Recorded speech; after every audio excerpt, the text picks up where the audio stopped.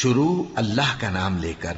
جو بڑا مہربان نہایت رحم والا ہے۔ سب تعریف اللہ ہی کو ہے جس نے اپنے محبوب بندے محمد صلی اللہ علیہ وآلہ وسلم پر یہ کتاب نازل کی اور اس میں کسی طرح کی کجی اور پیچیدگی نہ رکھی، بلکہ سیدھی اور سلیس اتاری تاکہ لوگوں کو عذاب سخت سے جو اس کی طرف سے آنے والا ہے ڈرائے، اور مومنوں کو جو نیک عمل کرتے ہیں خوشخبری سنائے کہ ان کے لیے ان کے کاموں کا نیک بدلہ یعنی بہشت ہے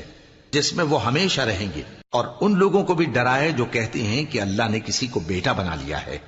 ان کو اس بات کا کچھ بھی علم نہیں اور نہ ان کے باپ دادا ہی کو تھا۔ یہ بڑی سخت بات ہے جو ان کے منہ سے نکلتی ہے، اور کچھ شک نہیں کہ یہ جو کچھ کہتے ہیں